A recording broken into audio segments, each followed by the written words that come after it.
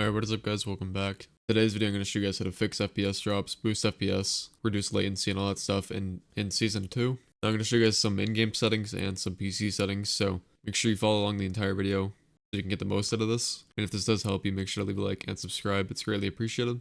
So I'm not going to waste your time anymore, I'm just going to go into the in-game settings here. So for this, if you want to follow along, just make sure you have Fortnite open. So just go into your settings here, and I'm just going to start at display in the video tab and work my way down. So number one, windowed mode, make sure it's on full screen. The only reason I have it on windowed full screen is because whenever I do record, like a full screen application, it kind of bugs out. So I never bother keeping it in full screen, I just put it in windowed for recording. But like I said, just make sure this is always in full screen. It will reduce your latency and make your FPS a lot more stable. Resolution, honestly just keep this at 1920 by 1080 if you want the best look, but you can play in stretch res too. There's some reses I can make a video on if you guys want. That might help your performance a little bit. VSync, keep this off, always never turn it on. Frame rate limit for this video, I recommend putting it on unlimited, just to see like what works best and how many frames you are getting. But all the time, I recommend keeping it like either on your monitor's refresh rate or just one above. So I have a 165 Hz monitor, so I would put it on 180. Yeah, like I said, just keep it on unlimited for this video. Rendering mode, always put this on performance for obviously the best performance. Brightness, all these graphics settings don't really mean anything. They don't affect your performance at all, it's just how the game looks. And graphics quality down here, this is for performance mode, so it's a little bit different than, let's say if you're on DX12 or 11. So 3D resolution, put this on 100. If you're really struggling, put this on like 80 or something, that might help. Nanites, turn this off. View distance near, textures on low, meshes on low, and show FPS, put this on for just at least while you're doing this video so you can see, like I said, how your frames are doing. And when you're done all that, press apply. Next, over in the game tab, scroll all the way down and go over to replays, turn every single replay one off, unless you really need them on, like it's not that big of a deal, but it can reduce performance. It literally says right here. Yeah, like I said, if you need these, then keep them on, but if you don't, just turn them off. And then energy saving, make sure both of these are off as well. And then click apply, and you're probably good for your in-game settings. Alright, for the next one, we are going to go into our Epic Games launcher, and what we're going to do is go into our Fortnite here. So all you got to do is right-click the three dots, and then click on options. And right here is what it should look like. And yours might, by default, if you never touched this before, be on like all these checked and stuff. So what you're going to do is just uncheck all of these if you don't use them. So high-res textures, uncheck that. As you can see, it's 16 gigabytes. So you want to make this as low as possible. So just, like I said, uncheck everything you don't use. So why don't you save the world, so uncheck that, all that. And once you're done that, click apply, and it will like reinstall your game a little bit, but it won't take long. But yeah, basically all this does is just trim your game down and make it as small as possible. Alright, and before we do get into the video where I change some PC settings and all that stuff, what we're going to do is create a restore point. And basically what that is once you do that, if something goes wrong in your PC or you just don't like how the way something is, instead of going back like one by one and changing every little thing you did, you would just click on your restore point and it'll take you back to that before you did all that stuff. Basically just helps you stay safe with your PC, and in case anything goes wrong, you can go back to the old version. So all you do there is go to your search bar here, search up restore point, click on create a restore point, and just click on create. And what I usually do is type in the date. So right now it's March 11th, so I'll type in 3/11/24. Click on create, and this might take a couple minutes. Alright, so here we go, it's done. I like to just click close, and if you ever do want to restore, just click on system restore and click on the one that you did create. So once you're done that, click OK, and it will close out. Now the first two things I'm going to show you guys are pretty obvious, but these are just in case you haven't done them before, or recently at least. So what we're going to do is go into our search bar once again, and just search up check for updates. Click on the little Windows icon here for this one, and your settings should open up. So as you can see, I have a update pending, but I don't think it's anything serious, so I'm not going to bother with this one. But usually if there's like a big major update, I would keep up to date, just because it helps with some issues that Windows has sometimes and all that stuff. So other times you can click check for updates, and sometimes it will show a new one, but I don't think it will for me, yeah. So close out of that when you're done. If you do have to update your PC and restart it and stuff, just bookmark this video and come back to it when you're done, or you can just do it at the end of the video. Next, we're going to update our GPU drivers. So how you do this is at least for if you have an Nvidia card. It's probably really similar if you have like a AMD card, or Radeon, whatever it is. Basically just go to the search bar or find where your GeForce Experience is installed. Click on the app right there and open that. Alright, so for me, the latest one is March 5th, 2024. So it's about a week old, so I haven't installed it yet. But one thing you can do that I sometimes do if I'm experiencing frame drops and stuff is install a older version. So how you do that is go into the Nvidia website. I'll leave a link in the description for it. And you can basically just choose any driver that you want to download in case the new one is being buggy. So for Windows 11, the one I would recommend is the one I have right now, which is 537.34. And for Windows 10, I recommend 457.30. That's the one I always use when I have Windows 10. It was the best one for my frames, my latency, all that stuff. So when you're done that, you can close out of there. And how to install it, it's pretty simple. Just click download, and it will just take a little bit, and then you click Express Installation. Don't click the custom one, and your screen might go black for a second, but you're chilling, don't worry. So when you've done that, you can restart your PC if you want, but you don't have to. But honestly, I do recommend doing it. So just close it there when you're done. Alright, so next I'm going to show you guys a couple files that are just PC files. They're called temp files, which are basically just old files that your PC did use, but they don't use anymore, and they don't need them anymore. So all you're going to do to find those is go into your search bar once again, type in temp percentage, and press enter.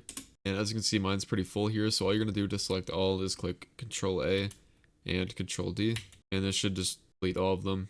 As you can see, I have 1300 in here. So yours might have more, yours might have less, I don't know. But it's just good to always do this, just keep your PC running as fast as possible. And if this shows up, just click do this for all current items and click skip. After that, we're going to go into our run tab. So we're going to do Windows plus R and just type in temp here. And delete these ones the exact same way you did the last ones. And then one more, press Windows key and R again, and type in prefetch, click enter, and delete all the ones that are in here as well. Okay, so next we are going to go into our task manager. So how you get here is just right click your taskbar, click task manager. Mine might look a little bit different than yours if you're on Windows 10, but it's pretty much the same thing.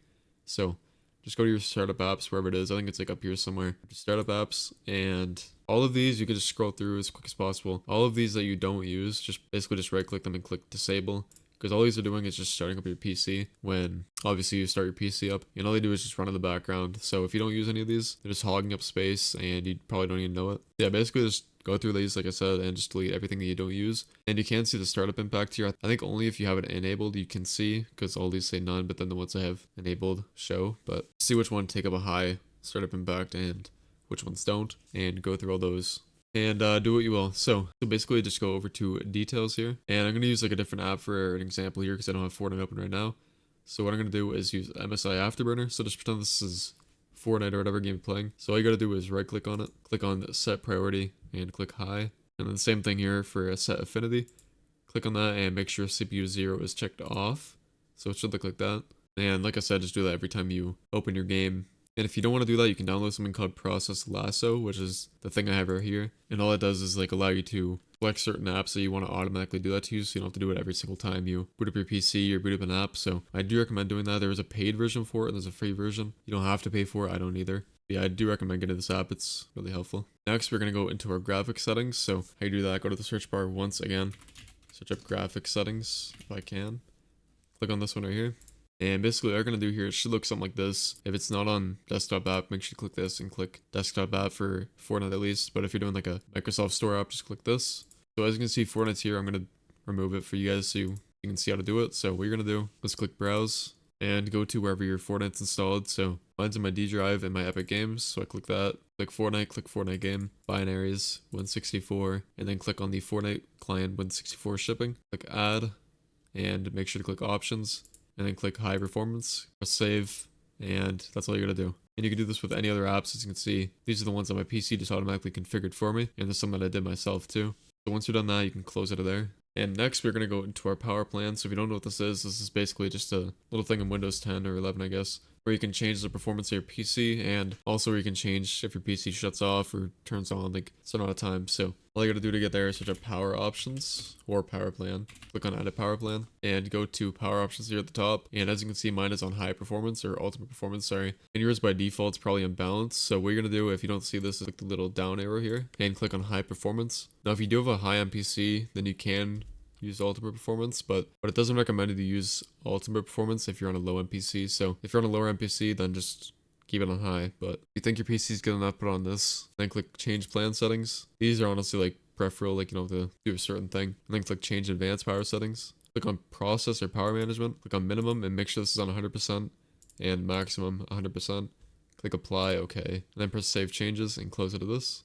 And next, this step is honestly the one that helped me the most when I was changing my settings and stuff and like trying to find tweaks that were helping me with frames. So what you're going to do here is go into your files and find your Fortnite again. So just go the same way you did earlier. Click Epic Games, Fortnite, all that stuff, binaries, 164, and find your 164 shipping. Then you're going to right click it, click on properties. Then right here, you're going to click compatibility and check on disable full screen optimizations. Click apply and then click on change high DPI settings. And make sure override high DPI is on and it's on application. Click OK, and you can close out of there. That step right there is probably the one you'll notice the biggest change in. At least I did. So yeah, like I said, that should help you a lot. And then last, I'm going to show you guys the Nvidia control panel. So all this is a Nvidia software that I think comes with your PC if you have like an Nvidia graphics card. So all you're going to do is either search that up or find out where it's installed. And you can also right click your PC here, click show more options and Nvidia control panel. So when you load in, it should look like this. Make sure you click use the advanced 3D image settings and click take me there.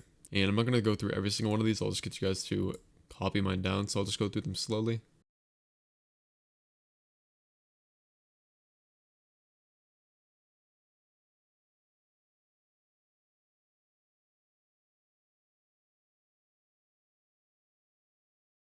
And one thing for the shader cache size, mine's on 100 gigabytes, but if you don't have a lot of storage, make sure you have it on drive default. This is if you have like 500 gigabytes or whatever free in your PC. So yeah, if you have low storage, just make sure to put this on driver default. And when you're done, click apply and you can close it there. So that's basically all I have in this video for you. If this did help you, like I said, leave a like and subscribe. It means a lot.